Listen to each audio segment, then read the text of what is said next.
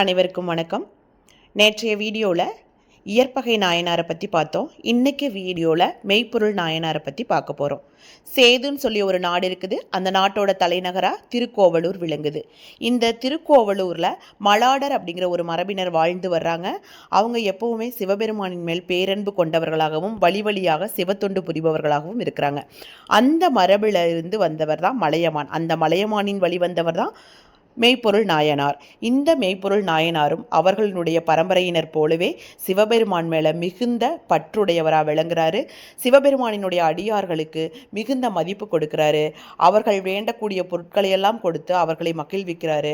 இவருடைய எண்ணமே என்னன்னா, சிவன் அடியார்களினுடைய திருவுருவமே மெய்ப்பொருள் அப்படின்னு சொல்லி நினைக்கிறாரு. சிவனடியார்களினுடைய திருவுருவம் தான் மெய்ப்பொருள் அப்படின்னு நினைக்கிறாரு. அதனால் மிக பெரிய சிவபக்தராக விளங்கக்கூடிய இவர் சிவனடியார்களுக்கு வேண்டுவன செய்கிறாரு.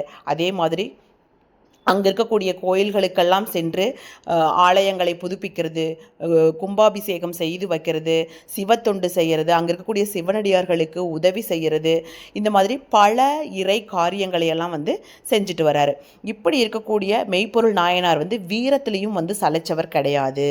இவருடைய வீரத்தை அனைவரும் பாராட்டும் வகையில் இவர் மிகப்பெரிய தோல் வலிமை வீரம் மிக்கவராக விளங்குறாரு. முத்தநாதன் அப்படிங்கிற ஒரு பகை நாட்டு மன்னன் இவர் மேலே பல முறை படையெடுக்கிறான். அப்படி படையெடுத்து ஒரு தடவை கூட அவரால் ஜெயிக்க முடியவே இல்லை. அவருடைய காலாட்படை, குதிரைப்படை அனைத்து படைகளையும் வீழ்த்திடுறாரு.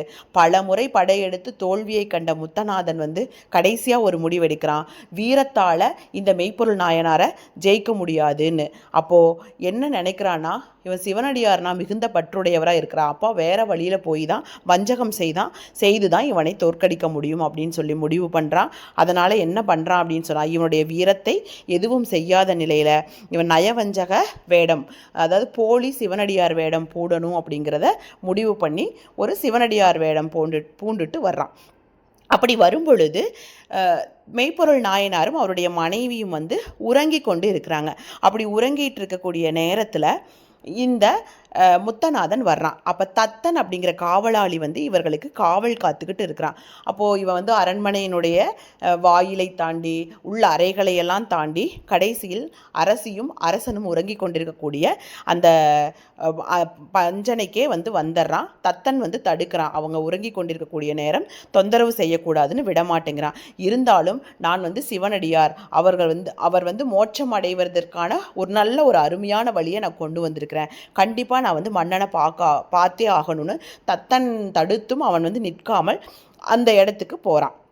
அதாவது மன்னனுடைய அறைக்கே செல்கிறான். இதை பார்த்ததும் அரசி எழுந்திரிச்சு மன்னனை எழுப்பி விடுறாங்க. இப்படி சிவனடியார் உங்களை பார்க்க வந்திருக்கிறாங்கன்னு.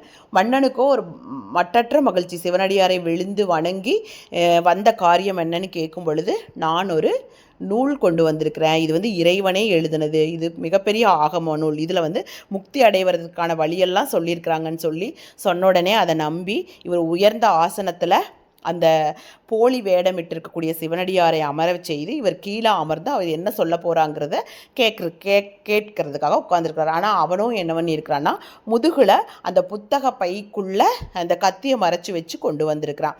அப்போது இவர் அந்த உயர்ந்த ஆசனத்தில் அமர்ந்து புத்தகத்தை விரித்து கத்தியை எடுக்கிறான். இவர் சிவனடியாரை வணங்கி குனிஞ்சு வணங்கக்கூடிய தருணத்தில் அந்த கத்தியை எடுத்து மெய்ப்பொருள் நாயனாரை குத்திடுறான். இப்படி குத்துனது உடனேயுமே அவர் அலறிக்கொண்டு வீழ்ந்துடுறாரு. இப்போ தத்தன் செய்வதறியாது ஓடி அவரை தாக்குறதுக்காக போகிறான். அந்த சிவனடியாரை, போலி சிவனடியாரை தாக்குறதுக்காக போகிறான். அப்படி போகும் பொழுது மெய்ப்பொருள் நாயனார் சொல்கிறாரு, அவரை எதுவும் செய்து விடாதே. அவர் சிவனடியார் வேடத்தில் இருக்கிறாரு, சிவனடியார் திருவுருவில் இருக்கிறாரு. சிவனடியாரின் திருவுருவத்தை தான் மெய்ப்பொருள்னு நினைக்கிறேன். அவருக்கு எந்த ஒரு தீங்கும் நேராமல் இவருடைய நாட்டினுடைய எல்லைக்கு கொண்டு போய் விட்டுட்டு வந்துரு அப்படின்னு சொல்கிறாரு. அப்போ அவன் தவறு செஞ்சான்னு தெரிஞ்சாலும் மன்னரின் ஆணைக்கு ஏற்ப அவன் நாட்டினுடைய எல்லை வரைக்கும் கொண்டு போய் விட்டுட்டு வர்றான். வர வரைக்கும் இவருடைய உயிர் வந்து பிரியாமல் இருக்குது. அந்த செய்தியை கேட்கறதுக்காக உயிர் பிரியாமல் இருக்குது. நான் நல்லபடியாக கொண்டு போய் விட்டுட்டு வந்துட்டேன். அப்போ போகிற வழியிலேயே வந்து உறவினர்கள், மக்கள், நாட்டு மக்கள் எல்லாம் தடுப்பாங்க. அப்போ இது மன்னனுடைய ஆணைன்னு சொன்னோன்னே எல்லாருமே விலகிடுவாங்க. அப்போது அவர் நல்லபடியாக கொண்டு போய் விட்டுட்டு வந்துட்டாங்கிற செய்தியை வந்து தத்தன் சொன்ன உடனேயே அதுக்கப்புறம் தான் அவருடைய அது வரைக்கும் பிடிச்சு வச்சிருந்த உயிர் அதுக்கப்புறம் தான் நிம்மதி அடையுது. கண்ணை மூடி சிவபெருமானை நினைக்கிறாரு. நினைச்ச மாத்திரத்திலேயே வந்து சிவன் வந்து தோற்றம் கொண்டு அவரிடத்தில் உரைய வைத்துக்கொள்ளார். சிவபெருமானோடு ஐக்கியமாக்கி கொள்கிறார். அப்படிப்பட்ட சிறந்த பக்தி உடையவராகவும் பக்தி சிவத்தொண்டு செய்பவராகவும் பக்திமானாகவும் விளங்கியவர் தான் மெய்ப்பொருள் நாயனார். இன்னும் ஒரு நாயனாருடன் அடுத்த காணொளியில் இணைந்திருங்கள்.